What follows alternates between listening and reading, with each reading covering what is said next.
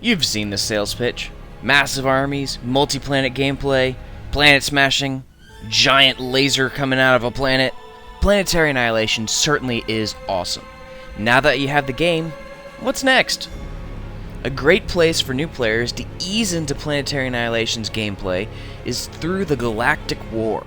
The Galactic War is a randomized campaign where you unlock tech as you go and face increasingly difficult AI.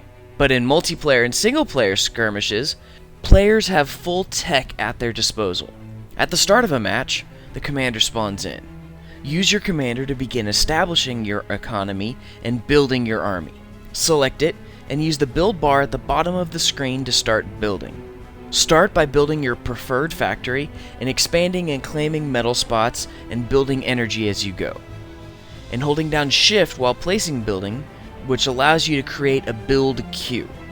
Be sure to use area commands by clicking and dragging, and don't forget about the infinite build option to keep your factories from shutting off. Throughout each Planetary Annihilation match, never stop expanding.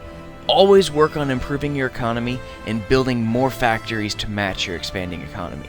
Seriously, if you think you have enough units, you don't. Double it. And then once you double your army, double it again. Never stop expanding. Up at the top, you'll see your economy bar. In Planetary Annihilation, there are two resources: metal and energy. Metal is used to construct units and buildings at a fixed cost. Each unit or building costs a certain amount of metal, always. Energy, however, is used to power fabricators, factories, certain buildings, like radar, and certain units that use the ammo system, like the bomber.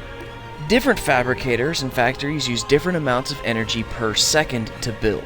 For example, the commander is your most efficient builder, so always have him building.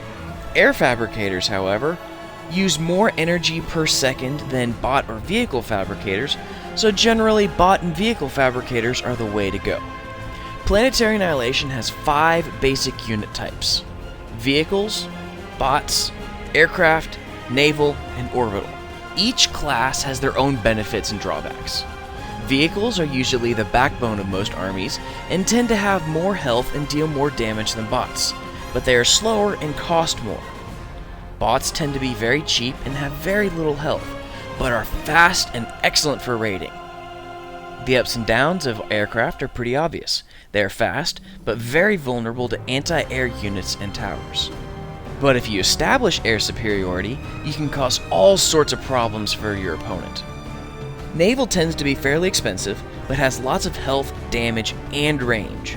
A well-rounded fleet can destroy an enemy shoreline base safely outside of the range of their defenses.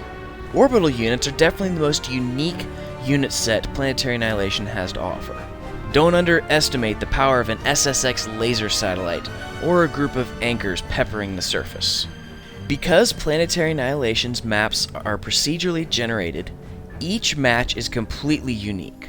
With that, there's no end-all build order to memorize. Players must adapt to the situation.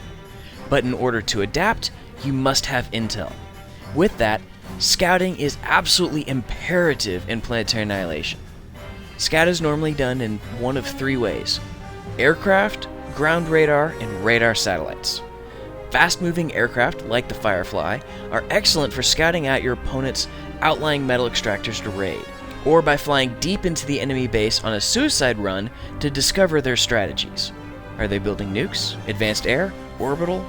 You simply must know what your opponent is doing if you are to beat them. Radar towers are excellent for spotting incoming armies.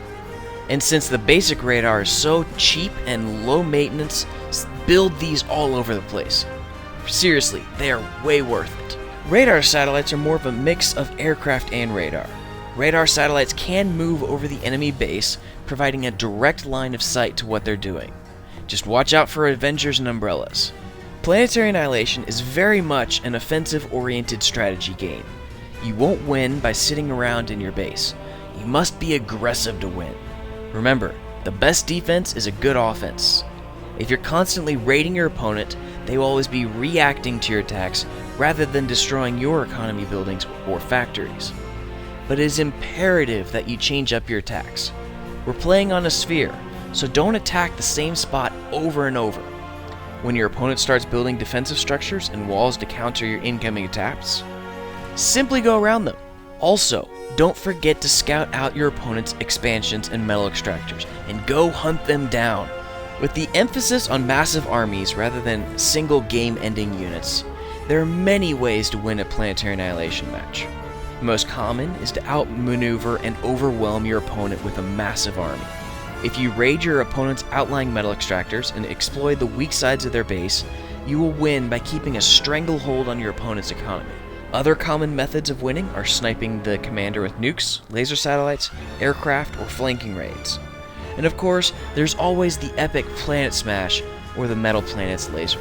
I hope you enjoyed this Planetary Annihilation tutorial. Don't forget to subscribe for more Planetary Annihilation gameplay and tutorials. If you have any questions, head on over to the PA Matches forums at forums.pamatches.com.